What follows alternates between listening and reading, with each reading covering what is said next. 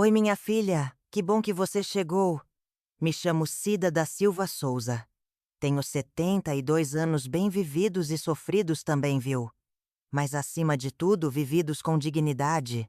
Fui professora a vida inteira, criei meus filhos com amor, enfrentei perdas, chorei calada muitas vezes. Mas aprendi a falar quando o silêncio já não me cabia mais. Hoje resolvi contar um pedacinho da minha história. Não para reclamar da vida, nem para julgar ninguém, mas para dividir o que aprendi com o tempo que amor não precisa morar junto para ser verdadeiro. Que cuidado demais quando não vem com respeito vir a prisão disfarçada. E que envelhecer em paz é um direito que ninguém devia abrir mão. Se você está passando por esse momento de decidir o que fazer com a própria vida ou com a vida da sua mãe, ouça com carinho o que eu tenho para contar. Talvez não sirva como regra, mas quem sabe como consolo ou até como conselho. Porque uma coisa eu digo com o coração tranquilo: liberdade, minha filha, é o último presente que a gente deve se dar, antes que a vida feche a cortina. Então, senta aqui comigo que eu vou te contar como foi morar com meus filhos. E por que hoje eu escolhi viver sozinha, mas nunca em solidão. Me conta nos comentários. Minha filha, você já passou por algo parecido? Já teve que tomar a decisão de sair da casa de um filho? Ou então de acolher sua mãe e sentir o peso que ninguém fala? Como foi isso para você? Eu quero saber da sua história do seu lado. Porque cada família é um universo. Mas a dor da falta de espaço, essa todo mundo entende. Então escreva aqui embaixo, compartilhe comigo. Quem sabe a sua experiência também ajuda outra mulher que está se sentindo perdida ou culpada ou sozinha nesse momento? Aqui é espaço de escuta, acolhimento e troca. E eu estarei de olho lendo tudo com carinho, tá bem? 7 meses se passaram desde que enterrei Antônio, meu companheiro de 52 anos. E ainda acordo no meio da noite procurando o calor do seu corpo ao meu lado. O silêncio do quarto já não me assusta como antes, mas dói como uma ferida que cicatriza lentamente sem pressa. Os médicos falaram que seria rápido por causa do câncer no pâncreas. Mas nada nos preparou para a velocidade com que ele se foi 3 semanas, entre o diagnóstico e o enterro e uma vida inteira para eu me acostumar com sua ausência. Não houve tempo para despedidas elaboradas ou para planejar o depois. Apenas o choque da perda e em seguida os telefonemas incessantes dos meus 3 filhos. Lembro como se fosse hoje o corpo de Antônio mal havia esfriado quando Paulo, meu mais velho, sentou-se na beirada da minha cama, segurando minhas mãos enrugadas nas dele firmes e determinadas, para me dizer: mãe, a senhora não vai ficar sozinha nessa casa grande. Já arrumamos o quarto de hóspedes lá em casa. Fica ao lado da sala, é pequeno, mas a senhora vai se sentir em casa. As palavras dele soaram como sentença, não como convite. No velório, Mariana e Roberto, meus outros filhos, disputavam qual casa seria melhor para mim, qual neto precisava mais da avó, por perto qual bairro tinha o posto de saúde mais próximo. Falavam sobre mim na minha frente, como se eu fosse invisível ou incapaz de decidir por mim mesma. Naquele momento, atordoada pela dor da perda, apenas concordei com a cabeça sem forças para contestar. Mas algo dentro de mim, aquela Cida professora que alfabetizou gerações de crianças no grupo escolar Vila Nova, já sabia que não seria tão simples assim. Passei uma semana na casa de Paulo após o enterro, tempo suficiente para perceber que minha vida como eu a conhecia teria que ser completamente redesenhada para caber nas bordas da vida dos meus filhos. A primeira visita foi reveladora. Sônia, minha nora, tinha retirado todos os porta-retratos da mesa de centro para colocar os dela. Quando perguntei sobre minhas fotografias, aquela do Antônio pescando no Rio Grande, eu jovem segurando Paulo recém-nascido, meus pais na fazenda onde cresci, ela sorriu constrangida e disse que estavam guardadas em uma caixa no armário para não acumular poeira na sala. Meu quarto, que Paulo orgulhosamente me mostrou, era um cubículo que mal cabia minha cama de solteira e um criado mudo. Minhas roupas teriam que ficar em um armário no corredor. dividindo espaço com toalhas de banho e lençóis extras. O pior foi quando escutei a Ninha, minha neta de 12 anos, perguntando à mãe: "O quartinho da vovó vai ficar sempre com a porta fechada. Posso continuar usando para brincar com minhas amigas quando ela sair?"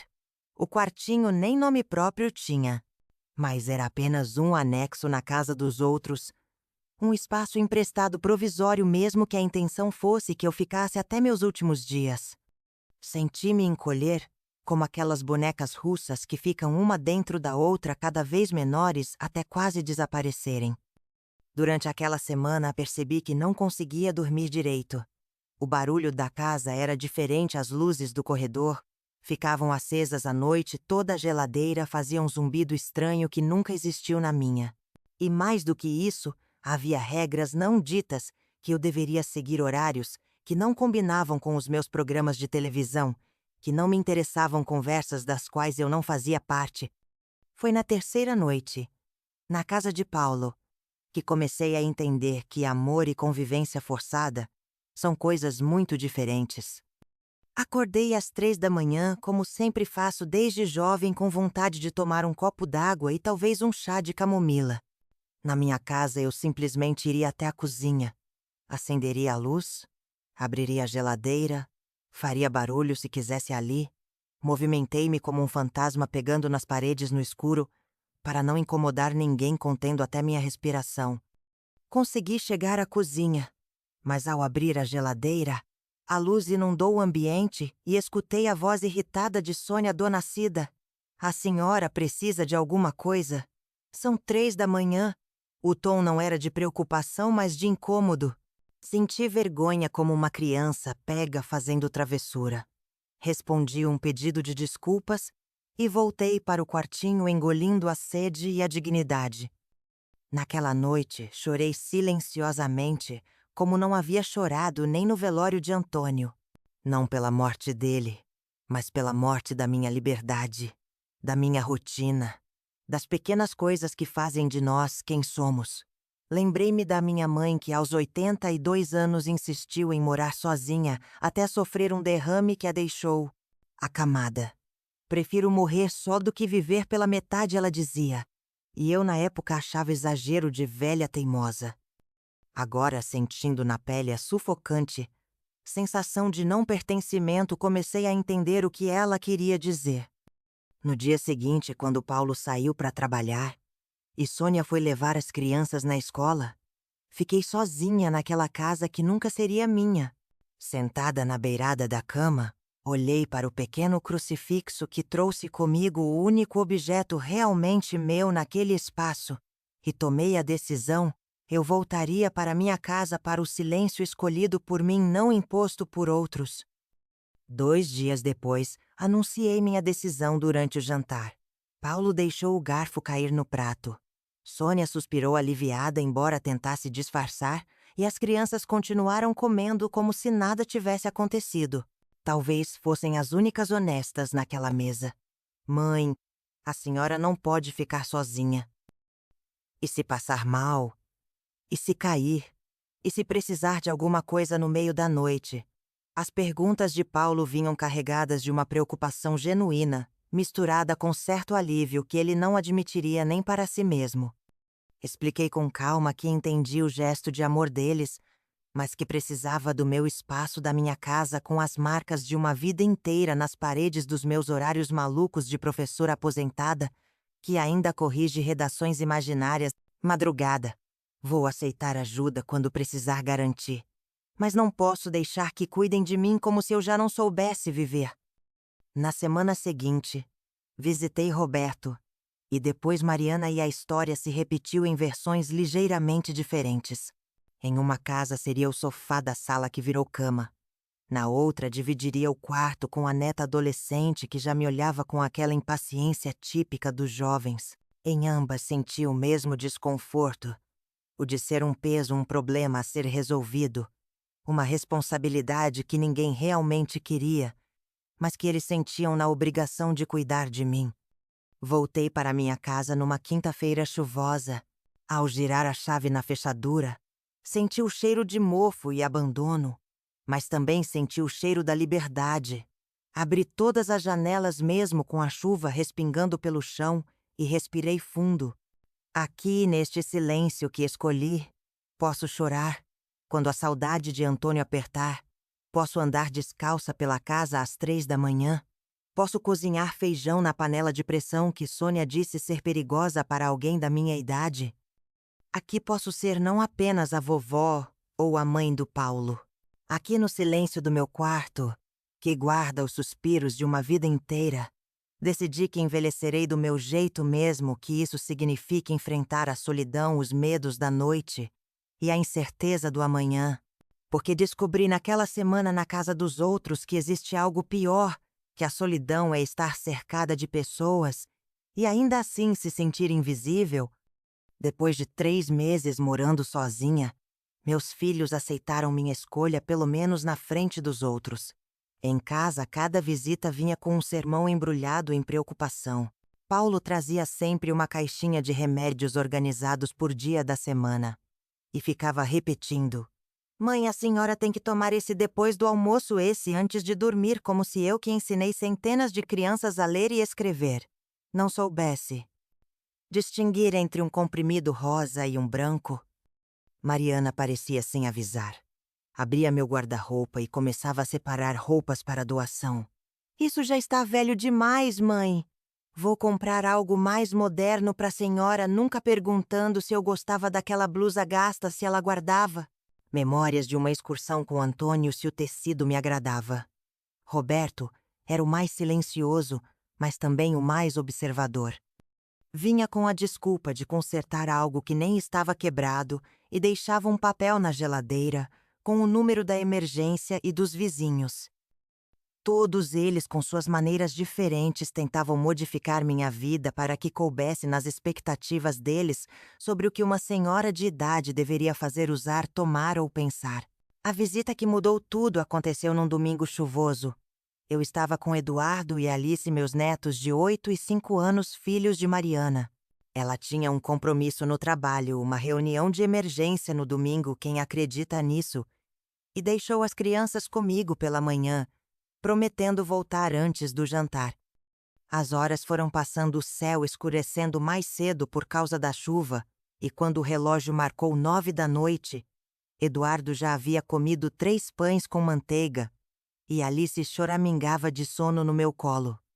Foi nesse momento que percebi, passei de mãe para babá, de centro da família para utilidade.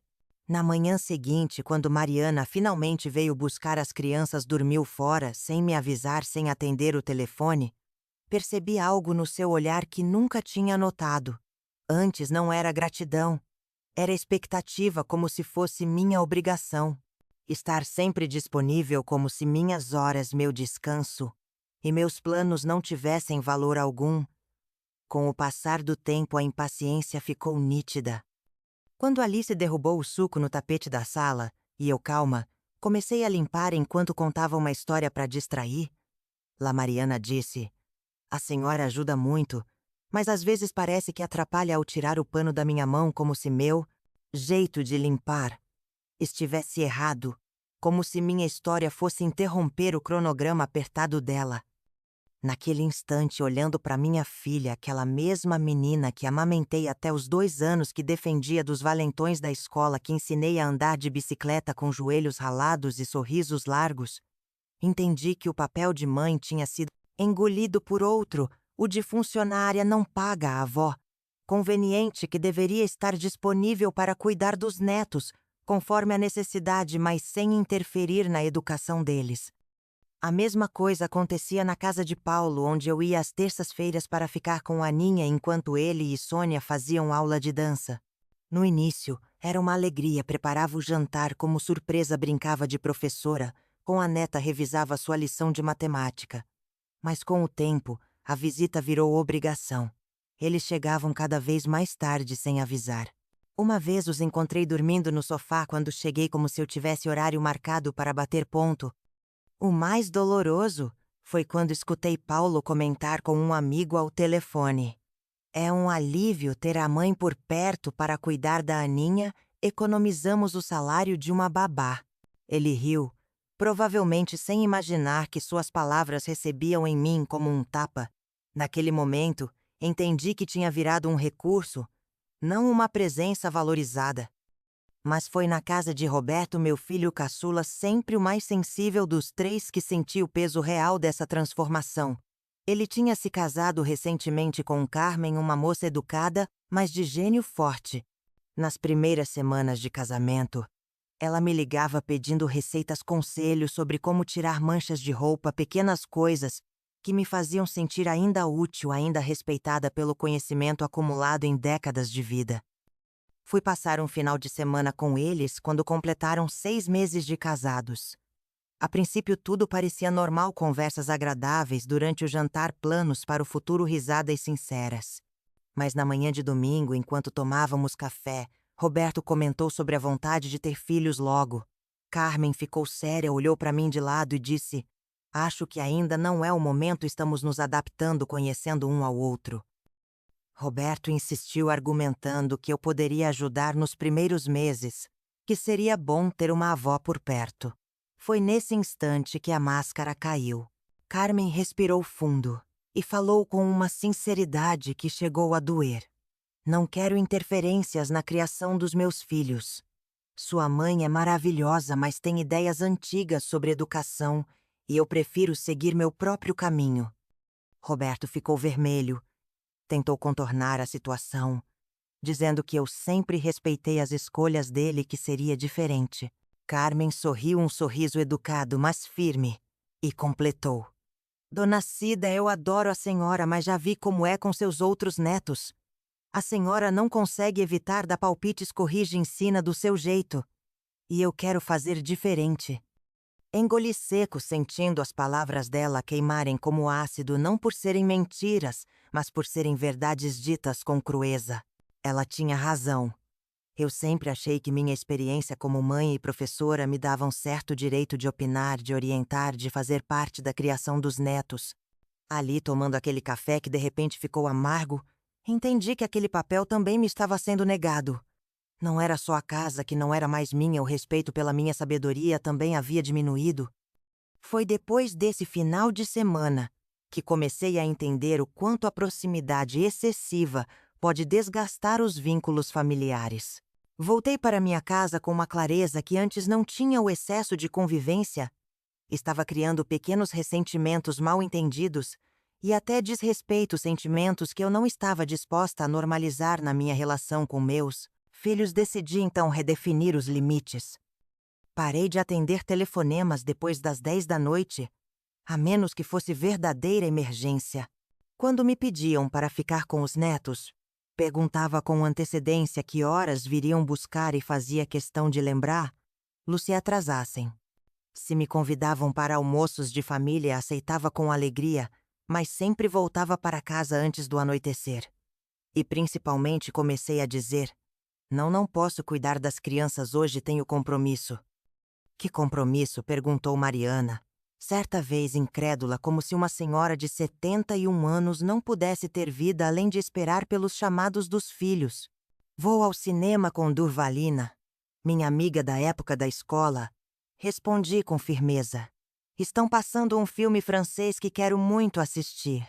A expressão de surpresa no rosto dela seria cômica se não fosse triste. Ela realmente achava que minha vida girava exclusivamente em torno da família, que eu não tinha mais desejos próprios, interesses, curiosidades.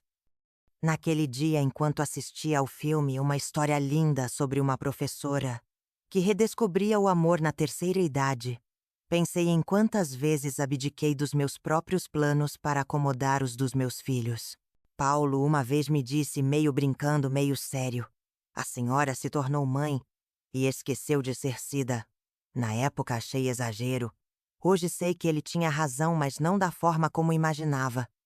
Não esqueci de ser Cida por escolha própria, mas porque os papéis de mãe, sogra e avó foram aos poucos sufocando a mulher, a professora, a leitora voraz e apaixonada por cinema, que ainda existe dentro de mim.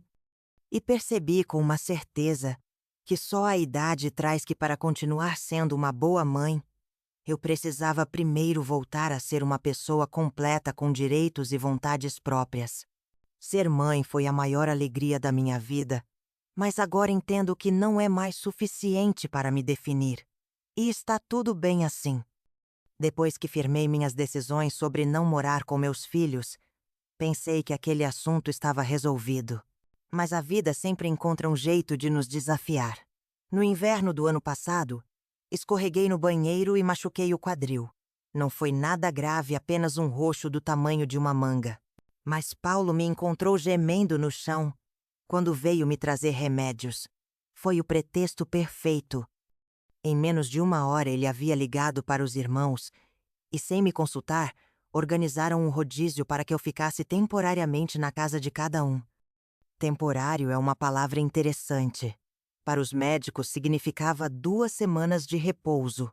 Para meus filhos parecia significar até conseguirmos convencer. Lá a ficar de vez, a primeira parada foi na casa de Paulo. Como da outra vez achei que seria diferente, mas algumas coisas nunca mudam. O mesmo quartinho apertado agora com algumas adaptações barras de apoio no banheiro que realmente ajudaram. Uma campainha de emergência ao lado da cama que nunca precisei usar. E um pequeno vaso de violetas na mesinha, um toque gentil de Sônia que me comoveu. Nos primeiros dias todos eram só sorrisos e cuidados.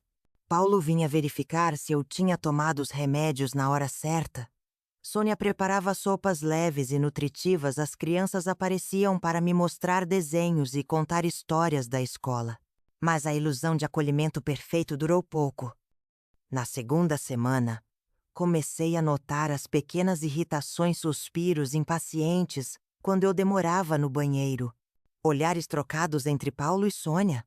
Quando eu pedia para assistir meu programa de TV às 8 da noite, justamente quando começava a novela preferida dela, comentários sutis sobre como eu estava melhorando rápido e logo poderia voltar à minha rotina. A impressão que eu tinha é que, por mais que me amassem e sei que amam, eu era como uma visita que já havia passado do tempo de ir embora. 2 semanas se transformaram em 3. E então Paulo sugeriu que eu passasse um tempo com Roberto para não sobrecarregar ninguém. Entendi o recado. Na casa do meu caçula, a situação era ainda mais desconfortável. A casa era pequena, um apartamento de 2 quartos, onde eu dormiria no sofá da sala. Um sofá bonito, mas sofá ainda assim. Roberto e Carmen se desdobravam para me fazer sentir bem-vinda. Mas o espaço físico denunciava a verdade, não havia lugar planejado para mim naquela vida que estabeleceram. As noites eram difíceis. Eu, acostumada a levantar várias vezes para ir ao banheiro, tentava não fazer barulho caminhando nas pontas dos pés pelo corredor escuro. Certa manhã, encontrei Carmen preparando café na cozinha, ainda de pijama e com olheiras profundas. Dormiu mal, minha filha? Perguntei, genuinamente preocupada. Ela hesitou. Mexeu a colher na xícara por tempo demais. E finalmente respondeu. É difícil dormir com alguém andando pela casa a noite toda, dona Cida. As palavras caíram como pedras no meu estômago. Não era uma acusação direta, mas deixava claro que minha presença perturbava o ritmo da casa, a intimidade do casal, o descanso que mereciam depois de um dia de trabalho. Tentei me adaptar, bebia menos água depois das 6 da tarde, restringia minhas idas à cozinha. Estava aos poucos desaparecendo naquele espaço que não me pertencia. Foi nesta casa que escutei sem querer a conversa que mudou tudo. Era domingo de manhã, eu fingia dormir no sofá enquanto Roberto e Carmen tomavam café na varanda. Escutei quando a neta adolescente de Carmen, Júlia, que estava passando o fim de semana com eles, perguntou: por que a vovó Cida não vai para um asilo igual a mãe da Bia? Meu coração gelou. Esperava que meu filho reagisse com indignação, que defendesse minha presença ali. Mas o silêncio que se seguiu foi mais eloquente que qualquer resposta. Depois de alguns segundos, escutei Carmen sussurrar. Não fale assim, Júlia, não é um assunto para crianças. E Roberto completou em voz baixa. É complicado, filha, vamos falar sobre isso outro dia. Na casa de Mariana, minha filha do meio, a experiência foi sutilmente diferente, mas igualmente reveladora. Ela morava em uma casa de 3 quartos espaçosa com quintal e até um pequeno jardim que eu adorava cuidar nas manhãs ensolaradas. Diferente dos irmãos Mariana, não fingia que minha estadia era natural ou confortável para todos. Ela era direta mãe. Você sabe que pode ficar o tempo que precisar, mas temos nossas regras. E as regras eram muitas: nada de televisão depois das 10. Café da manhã servido às 7 em ponto, quem não estivesse à mesa perdia a refeição. Banhos de no máximo 10 minutos para economizar água. E a mais difícil para mim, nada de receber visitas sem avisar com pelo menos 2 dias de antecedência. Quando Durvalina, minha amiga de 60 anos de amizade, apareceu sem avisar para me trazer um bolo de fubá e saber como eu estava, Mariana ficou visivelmente contrariada. Depois que minha amiga foi embora, minha filha veio com aquele sorriso tenso que eu conhecia tão bem. Mãe, eu sei que a senhora tem suas amizades, mas essa casa não é pensão. Se alguém vem visitar, precisamos organizar, preparar café, interromper nossa rotina. A casa dela, as regras dela.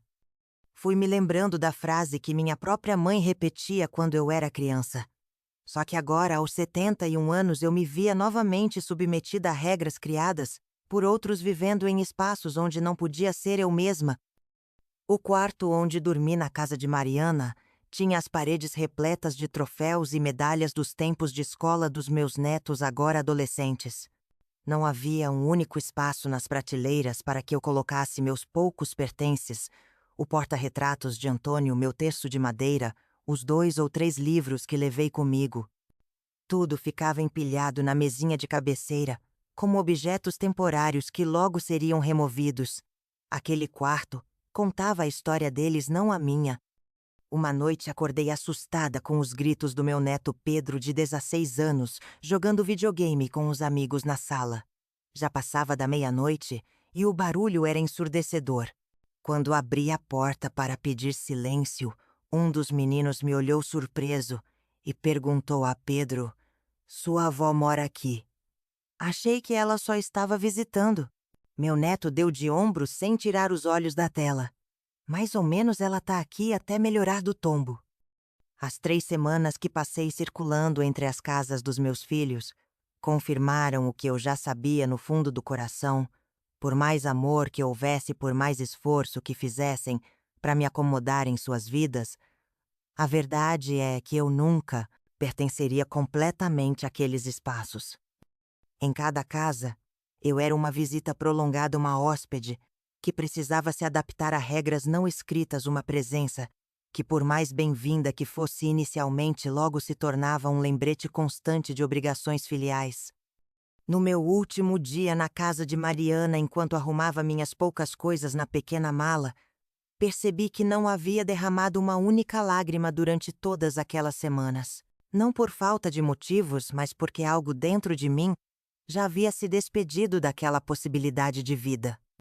O que mais me entristeceu não foram as pequenas humilhações diárias, o controle sobre meus horários de refeições, as restrições sobre quando podia sair ou receber amigos, os olhares de impaciência quando eu contava as mesmas histórias.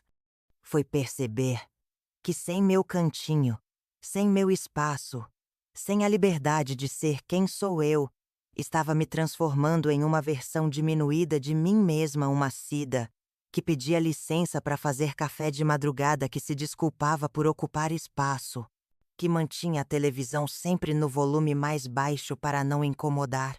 Uma Cida que já não chorava alto quando sentia saudades de Antônio, que não ria sem ser interrompida, que não expressava opiniões sem receber olhares de censura.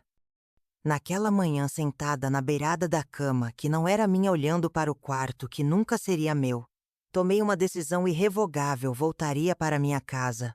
Não importa o que dissessem, porque entendi finalmente que viver onde não se pode, ser quem se é o mesmo que não viver. E aos 71 anos, depois de criar 3 filhos, enterrar um marido e alfabetizar gerações de crianças, eu tinha certeza de uma coisa: ainda queria viver, não apenas existia. Voltei para minha casa quando melhorei, contrariando todos os alertas e previsões sombrias dos meus filhos. Paulo insistiu em me deixar na porta carregando minhas 2 pequenas malas.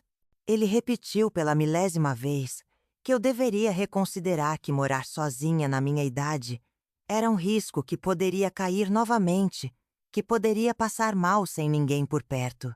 Dessa vez não me limitei a sorrir e agradecer a preocupação. Meu filho, respondi, enquanto abria a porta da frente. Você se lembra da sua avó Lourdes? Como eu poderia esquecer mãe? A senhora cuidou dela até o fim. Exatamente, Paulo. Eu tinha 40 e poucos anos, quando sua avó veio morar conosco. Trabalhava na escola o dia todo, cuidava de você, e seus irmãos mantinham a casa em ordem. E ainda assim, encontrava forças para dar banho nela, trocar suas fraldas, administrar seus remédios. Fiz isso por quase 10 anos até ela partir. Paulo baixou os olhos, talvez revivendo lembranças de infância, a avó acamada no quarto, que antes era de hóspedes, o cheiro de pomadas e remédios pela casa. As noites em que eu acordava várias vezes para virar lá na cama e evitar escaras. E sabe o que mais me lembra, meu filho? Nunca nem por um segundo me arrependi de cuidar da minha mãe, mas também nunca desejaria que meus filhos fizessem o mesmo por mim. Vi sua avó perdendo a dignidade pouco a pouco. Vi seus olhos pedindo desculpas cada vez que eu precisava limpar suas intimidades. Não quero isso para mim, nem quero isso para vocês. Notei que Paulo estava com os olhos com lágrimas. Ele pousou as malas no chão da sala e me abraçou forte como há muito tempo não fazia. Acho que pela primeira vez, ele realmente entendeu que minha decisão de ficar sozinha não era teimosia de velha, mas um ato de amor por mim e por eles. Aquela conversa com Paulo me fez refletir profundamente sobre como a velhice é vista em nossa sociedade. Quando cuidei da minha mãe, todos me elogiavam pelo sacrifício, pela dedicação filial, pelo exemplo que eu dava. Ninguém questionava se aquilo era o melhor para ela ou para mim. Era simplesmente o que se esperava de uma filha. Hoje, quando digo que prefiro minha independência, mesmo com os riscos que ela traz, sou vista como egoísta teimosa, até mesmo ingrata, como se a idade avançada automaticamente me transformasse em alguém sem direito a escolhas. Penso muito em Anita, minha vizinha de 80 anos que vive com o filho desde que ficou viúva. Encontrei com ela no mercadinho da esquina na semana passada, acompanhada da nora que não desgrudava do seu lado um segundo sequer. Era dia de feira, e Anita queria comprar goiabas para fazer doce. A nora, impaciente, disse que não tinha tempo para esperar Anita escolher as frutas uma a uma como ela gostava de fazer. Podemos levar estas mesmas, dona Anita. Todas as goiabas são iguais. Vi no rosto enrugado da minha amiga a frustração silenciosa de quem já não pode nem mesmo escolher as próprias goiabas. Depois, quando a nora se afastou para pegar algo em outra prateleira, Anita sussurrou para mim. Sabe o que é pior, Cida? Não posso nem sair sozinha mais. Dizem que é perigoso, que posso cair, que posso me perder. Então fico trancada o dia todo esperando alguém ter tempo para me trazer ao mercado. Fiquei pensando nela o dia todo, naquela mulher que criou 5 filhos, que sobreviveu à ditadura, que enterrou o marido, e 2 filhos agora, reduzida a uma criança que precisa de supervisão constante. E entendi que não é só pelo espaço físico que luto quando insisto em morar sozinha. É pela liberdade de escolher minhas próprias goiabas, de sair quando quero, de arriscar uma queda se isso significar. A verdade que descobri, e que talvez meus filhos ainda não entendam completamente, é que a velhice precisa de silêncio, escolhido rotina própria e dignidade, não de obrigações disfarçadas de amor. Não estou dizendo que não preciso de ajuda às vezes. Claro que preciso. Não consigo mais trocar lâmpadas do teto, tenho dificuldade para carregar sacolas pesadas do mercado e já não confio tanto no meu equilíbrio para subir escadas. Mas há uma diferença gigantesca entre aceitar ajuda pontual e entregar completamente o controle da minha vida a outra pessoa, por mais bem-intencionada que seja. Roberto, meu caçula, entendeu isso melhor que os irmãos. Depois que voltei para casa, ele apareceu num sábado com um rapaz que faz pequenos reparos. Juntos instalaram barras de apoio no banheiro, um banco para eu tomar banho sentada, luzes automáticas no corredor que acendem quando detectam movimento durante a noite. Não disse nada sobre eu me mudar, não tentou me convencer de nada. Apenas perguntou: que outras adaptações a senhora acha que seriam úteis para continuar morando aqui com segurança? Foi a primeira vez que alguém me perguntou o que eu achava em vez de me dizer o que fazer. Aquele gesto de Roberto me deu esperança de que talvez meus filhos, eventualmente, compreenderiam minha escolha.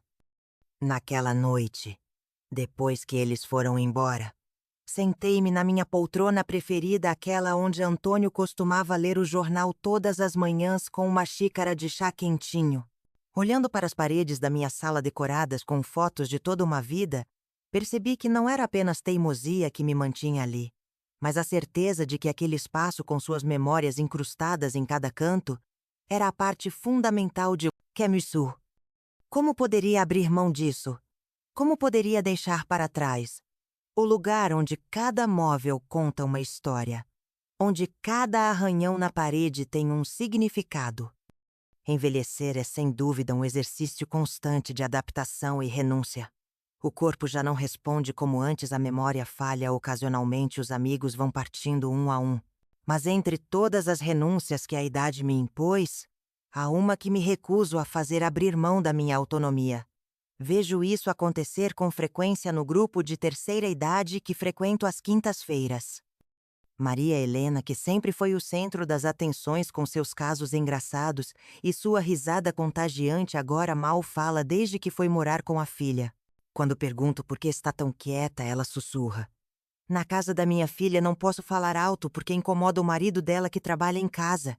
José Carlos, que era apaixonado por jardinagem, não pode mais mexer nas plantas porque a nora tem alergia à terra. Eunice não pode mais cozinhar porque o fogão da casa do filho é muito moderno e eles têm medo que ela provoque um acidente. Pequenas mortes diárias, pequenas perdas de identidade que somadas vão apagando quem essas pessoas foram um dia. Talvez por isso eu seja tão irredutível nessa questão. Quando Paulo me pergunta: e se a senhora passar mal de madrugada, quem vai socorrer? Respondo com outra pergunta: e se eu passar o resto dos meus dias infeliz para evitar um risco que pode nem acontecer, quando Mariana insiste que seria mais econômico morarmos juntos, compartilhando as contas? Digo a ela que algumas coisas são mais valiosas que dinheiro, como acordar e dormir nos horários que me convém comer, o que tenho vontade de assistir aos programas que me interessam. Não é egoísmo, é sobrevivência. E se há algo que aprendi em 7 décadas de vida, é que existem muitas formas de morrer antes do corpo parar de funcionar. Uma delas é abrir mão do direito de decidir sobre a própria vida. Olho para as adaptações que Roberto fez na minha casa, as barras de apoio, as luzes automáticas, o telefone de emergência na mesinha de cabeceira. E entendo que essa é a melhor solução: adaptar o ambiente às minhas necessidades. Não obrigar este velho corpo a se adaptar a ambientes que não foram feitos para mim. Com o tempo, talvez precise de mais ajuda. Talvez chegue o dia em que não consiga mais morar sozinha. Se esse dia chegar, prometo aceitar a realidade com dignidade. Mas até lá, enquanto minhas pernas me sustentarem e minha cabeça funcionar, esta casa continuará sendo meu reino, minha história, minha escolha. Porque a liberdade, meus filhos, também envelhece, mas nunca perde seu valor. Faz quase 1 ano que voltei definitivamente para minha casa depois daquela tentativa fracassada de morar com meus filhos. No início, eles reagiram com uma mistura de preocupação e ressentimento. Paulo passou 2 semanas sem me visitar, como se estivesse me castigando pela teimosia.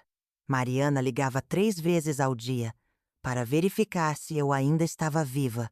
Roberto aparecia de surpresa, em horários aleatórios, disfarçando a fiscalização com sorrisos e pequenos presentes. Foi um período difícil de adaptação para todos nós. Eles precisavam aprender a respeitar minha escolha, e eu precisava provar que era capaz de me virar sozinha. Com o passar dos meses, Algo curioso começou a acontecer. Nossos encontros, que antes eram carregados de tensão e expectativas não atendidas, tornaram-se mais leves e genuínos. Os domingos, especialmente, se transformaram em momentos preciosos, viraram uma espécie de tradição não oficial. Por volta das 11 da manhã, um dos meus filhos aparece, com comida ou frango assado com batatas que Paulo compra na rotisseria do bairro, a lasanha caseira que Mariana prepara nos sábados à noite, ou as esfirras que Roberto traz da lanchonete libanesa que descobriu recentemente. Não combinamos nada. Eles simplesmente aparecem. Às vezes chegam os três juntos, sobrecarregando minha pequena mesa de jantar, com tanta comida que preciso distribuir para os vizinhos depois. Sento na minha cadeira de sempre. Vejo meus filhos adultos conversando animadamente meus netos, usando seus celulares ou contando sobre a escola, e penso como é diferente da época em que eu morava com eles. Não há mais aquela tensão de estar ocupando espaço alheio. Não há mais a sensação de que precisamos conviver 24 horas seguidas. Há apenas aquele almoço, aquela tarde, aquela visita com hora para começar e terminar. E por incrível que pareça, é exatamente esse limite que permite o afeto genuíno florescer. Não posso dizer que foi sempre fácil. Houve dias em que a solidão pesou como uma pedra no peito, em que a ausência de Antônio parecia ainda mais aguda com a casa silenciosa ao meu redor. Meu aniversário de 72 anos, 3 meses atrás, foi um desses momentos difíceis. Paulo estava viajando a trabalho. Mariana tinha um compromisso importante com a escola dos filhos. E Roberto pegou um resfriado forte que o impediu de sair de casa. Pela primeira vez em décadas, passei meu aniversário completamente sozinha. Acordei naquela manhã com uma sensação estranha no peito. Não era exatamente tristeza, mas um vazio inquietante. Os telefonemas vieram cedo, meus filhos cantando parabéns desafinados, prometendo comemorar no fim de semana, se desculpando por não estarem presentes. Agradeci com sinceridade e disse que estava tudo bem, que já não ligava tanto para aniversários na minha idade. Desliguei o telefone e olhei para a cozinha vazia, para a mesinha, onde costumava colocar o bolo que Antônio sempre comprava de surpresa mesmo, quando eu dizia que não queria festa. Foi quando percebi que tinha duas opções: poderia me entregar à tristeza, lamentar a ausência de todos, reforçar para mim mesma como a vida é injusta com os velhos. Ou poderia transformar aquele dia solitário em uma celebração pessoal de independência. Escolhi a segunda opção. Arrumei-me com cuidado, colocando meu vestido azul turquesa, que Antônio dizia combinar com meus olhos. Passei um batom discreto e penteei os cabelos brancos que há anos não pinto mais.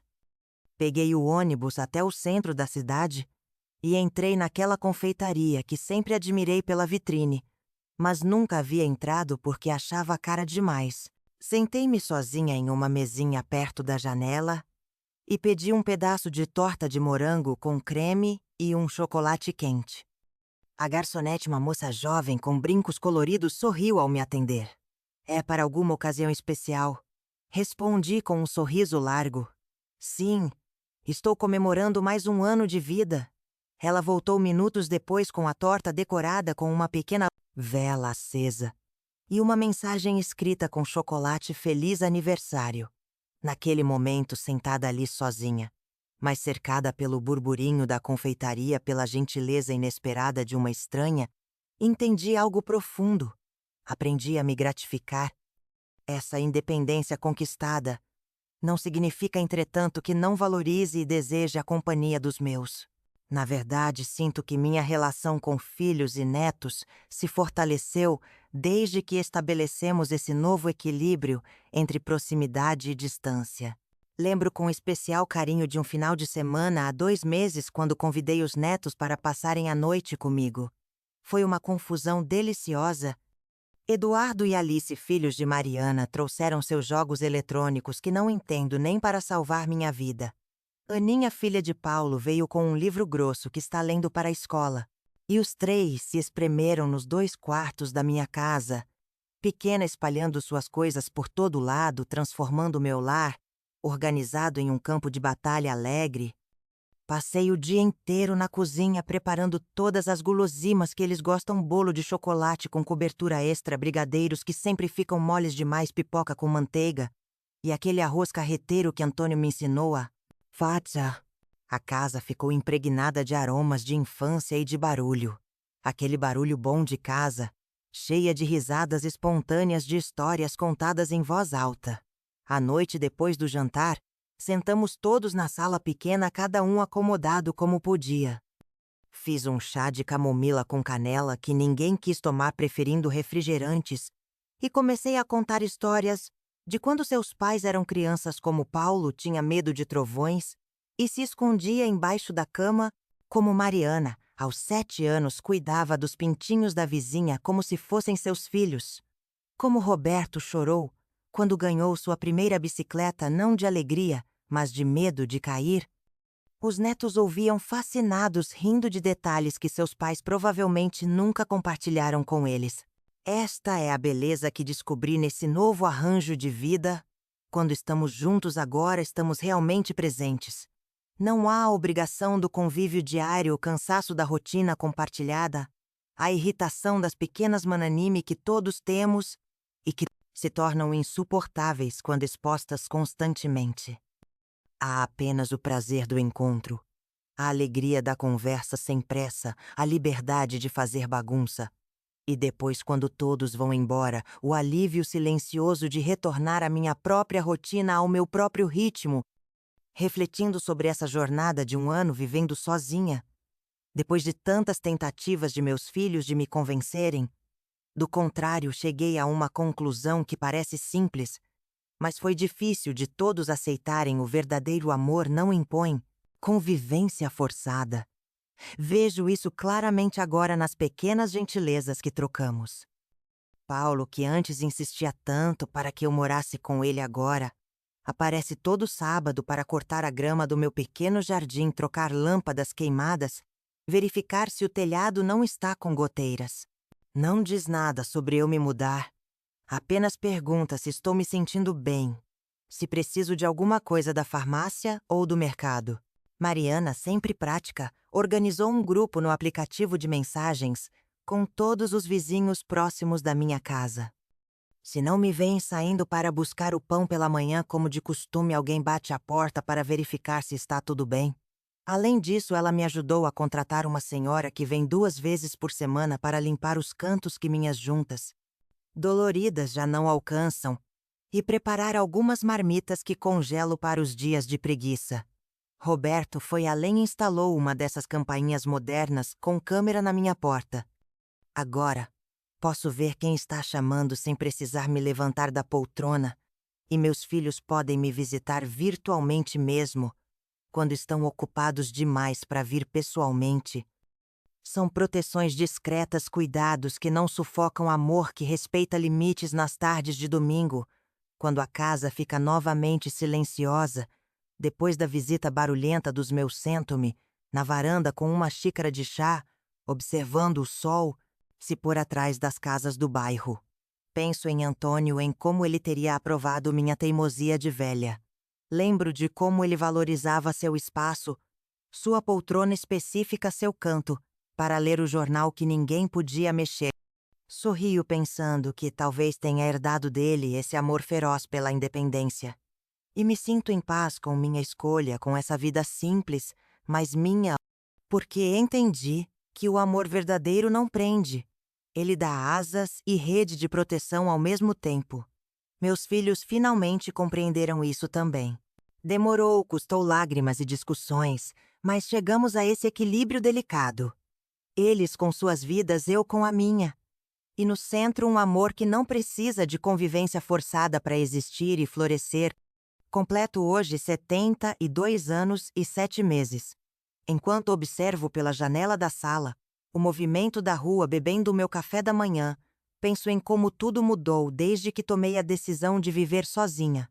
As árvores da calçada perderam suas folhas no outono e agora aos poucos ganham novas no início desta primavera. Assim também foi minha vida, precisei perder algumas certezas para florescer em novas descobertas. Ontem Paulo apareceu com um envelope na mão.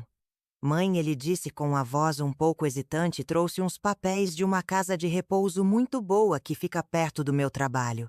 Eu juro que não é pressão, só quero que a senhora dê uma olhada. Não precisei abrir o envelope para saber o que continha folhetos coloridos com fotos de idosos sorridentes em jardins, bem cuidados quartos individuais com mobília nova, lista de atividades recreativas e atendimento médico 24 horas. Paulo continuou falando sobre os benefícios do lugar enquanto eu servia o café, que ele sempre toma quando me visita. Notei suas mãos inquietas brincando com a colher, evitando meu olhar. Filho, falei finalmente quando ele fez uma pausa. Agradeço sua preocupação, sei que você só quer meu bem. Mas preciso te dizer uma coisa, que talvez eu nunca tenha explicado claramente. Coloquei minha mão sobre a dele e que agora repousava na mesa. Esta casa não é apenas um lugar onde moro, é parte de quem sou.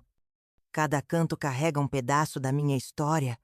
Aquela marca de lápis na parede da cozinha foi quando você media sua altura aos 7 anos. O arranhão no batente da porta foi quando Roberto tentou entrar com sua primeira bicicleta dentro de casa.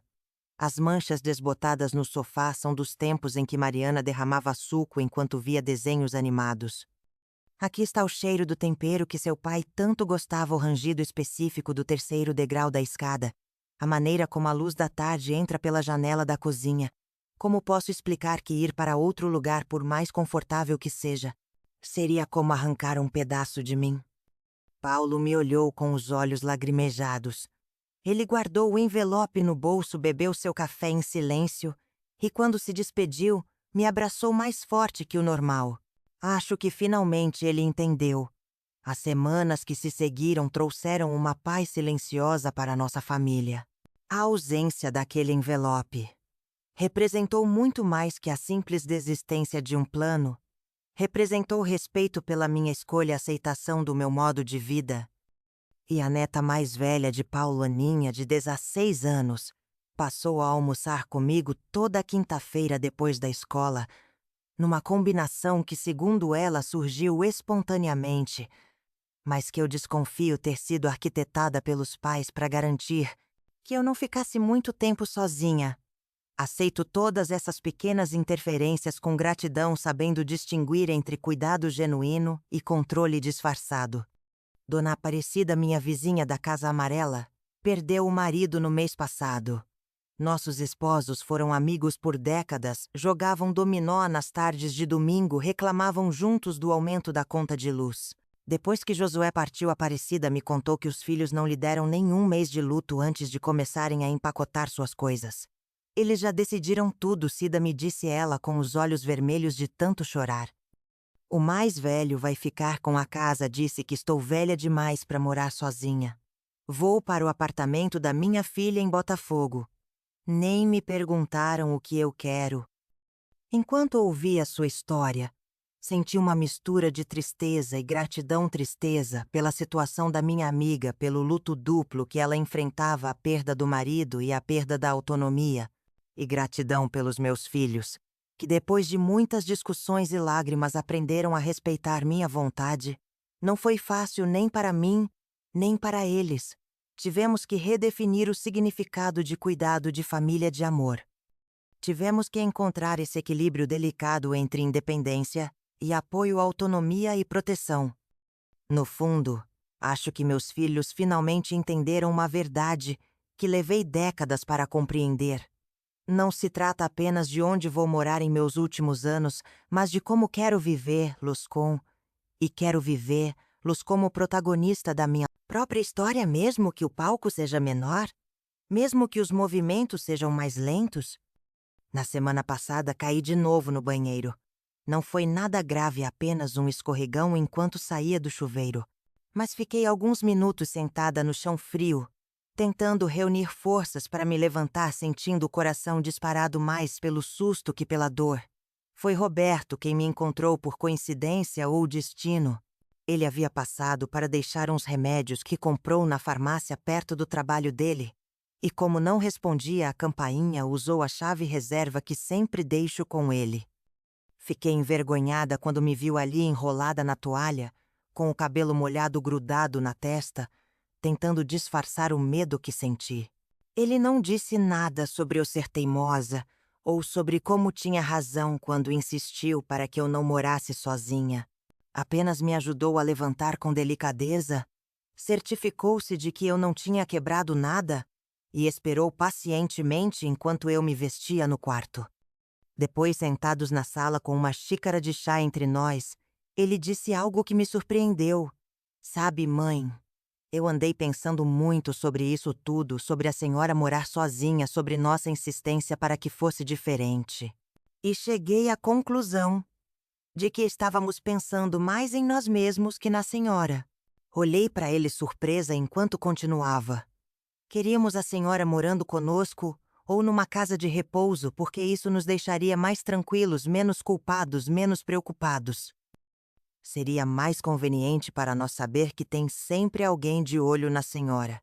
Mas não paramos para pensar realmente no que seria melhor para a sua felicidade. Fiquei tão emocionada com suas palavras que mal consegui responder. Apenas segurei sua mão entre as minhas, sentindo as lágrimas escorrerem pelo meu rosto enrugado. É claro que nem tudo são flores nessa minha escolha. Houve noites em que acordei com dores nas costas e não tinha ninguém para me trazer um comprimido ou um copo d'água. Dias em que a solidão pesou como uma pedra no peito, em que a ausência de Antônio doeu como uma ferida aberta. Momentos em que duvidei da minha decisão, em que o medo de um mal súbito, de uma queda sem socorro, quase me convenceu a ligar para meus filhos e pedir para ir morar com um deles. Mas depois respirava fundo, olhava ao redor para as paredes da minha casa, para os móveis gastos pelo tempo que contam a história da minha vida, e encontrava forças para seguir em frente, porque no fim das contas não estou apenas lutando pelo meu direito de morar onde quero, estou lutando pelo direito de ser quem sou até o último dia. Esta história que conto agora sentada na velha escrivaninha de Antônio, talvez nunca seja assistida pelos meus filhos. Ou talvez seja encontrada um dia quando eu já não estiver mais aqui para explicar minhas escolhas. De qualquer forma, sinto necessidade de me desabafar para eles. Primeiro quero que saibam que amo vocês mais do que qualquer coisa neste mundo. Cada decisão que tomei na vida, inclusive esta de morar sozinha na velhice, teve como único objetivo não ser um fardo para vocês. Sei que nunca me veriam assim, que cuidariam de mim com todo o amor como cuidei da minha mãe e de tantos outros ao longo da vida. Mas há uma diferença fundamental. Eu escolhi cuidar da minha mãe. Foi uma decisão que tomei consciente das implicações, das dificuldades, do cansaço que viria. Eu não quero que a dedicação de vocês a mim seja uma obrigação imposta pelas circunstâncias, mas uma escolha feita com o coração livre. Em segundo lugar, quero agradecer por terem respeitado minha vontade mesmo quando discordaram dela. Sei que foi difícil deixar-me aqui sozinha, que houve noites em que vocês não dormiram preocupados, dias em que ligaram várias vezes só para verificar se eu estava bem. Essa preocupação é a prova do amor que nos une e sou profundamente grata por isso, mas também sou grata por vocês terem entendido finalmente que o maior presente que podem me dar nesta fase da vida é o respeito pela minha autonomia. Se um dia eu precisar de mais ajuda, e esse dia certamente chegará mais cedo ou mais tarde, prometo aceitar, não sou tola nem orgulhosa a ponto de colocar minha teimosia acima da minha segurança. Se as pernas falharem mais que o normal, se a mente começar a me pregar peças constantes, se as tarefas diárias se tornarem um fardo pesado demais, saibam que estarei pronta para reconsiderar. Mas até lá, cada dia que passo nesta casa rodeada pelas minhas coisas, seguindo meu próprio ritmo, é um dia vivido com plenitude e dignidade. E não há presente maior que vocês poderiam me dar. Guardo aqui na última gaveta desta escrivaninha o envelope que Paulo me trouxe naquele dia. Não o descartei por desprezo ou teimosia, mas como um lembrete. Um dia talvez precise daquele lugar ou de algum parecido. E quando esse dia chegar, terei a humildade de aceitar. Mas será uma decisão tomada no momento certo, pelos motivos certos, porque no fim das contas, O que busco não é apenas um teto para me abrigar na velhice, mas um lar onde possa ser eu mesma. E lar, meus queridos filhos, não é apenas o lugar onde moramos, é o lugar onde somos, verdadeiramente. Quem somos com nossas dores e alegrias, com nossos medos e esperanças, com nossa história inteira. Esta casa simples, com suas paredes descascadas e seu jardim pequeno, é mais que um endereço. É minha última trincheira de identidade. Aqui sou a Cida, completa mãe-avó, professora aposentada, viúva do Antônio, dona do meu nariz. Aqui posso chorar, quando a saudade aperta, cantar as músicas antigas que ninguém mais conhece, falar sozinha sem que ninguém ache que estou ficando louca. Por isso, até o último momento possível, esta casa será minha. Como eu sou dela, parte de mim, parte da minha história, parte do que deixarei para vocês quando chegar a hora de partir. E é isso, minha filha. Essa foi a minha verdade. Não falo por arrogância nem por mágoa. Falo por experiência. Eu vivi debaixo do teto dos meus filhos. Vi o carinho virar impaciência, o cuidado virar cobrança, o amor virar rotina pesada. E doeu, viu? Doeu perceber que mesmo com todo o amor do mundo, a presença constante de uma mãe idosa pode virar fardo. Doeu entender que às vezes o melhor jeito de amar é deixar espaço. Foi difícil sair. Foi solitário no começo. Mas hoje eu posso dizer com toda certeza: eu encontrei minha paz na minha própria casa. Aqui tudo é meu silêncio, meu café do jeito que eu gosto, meu sofá, meu tempo. Ninguém me apressa, ninguém me limita. E mesmo com as dores da idade, eu não troco essa liberdade por nada, absolutamente nada. Se você que está me ouvindo já passou por algo parecido ou está vivendo esse dilema, deixa aqui nos comentários. Me conta a sua história. Eu vou adorar saber como você lidou com isso. Às vezes desabafar já é o primeiro passo para se libertar e, se essa história te tocou de alguma forma, compartilha com alguém que talvez precise ouvir. No mais, eu me despeço com o coração leve. Fiquem com Deus e nunca esqueçam, a idade não tira o direito de ser dona da própria vida. Até a próxima. Obrigado por ouvir, minha filha. Cada palavra que compartilhei aqui vem do fundo do meu coração. E se você faz parte dos inscritos do canal Segredos da Vovó, venha me ajudar. Deixa seu comentário, conta sua história, divida suas experiências. Vamos construir juntos esse espaço de acolhimento e troca. Porque no fim das contas, é compartilhando que a gente se fortalece. Até a próxima, com carinho.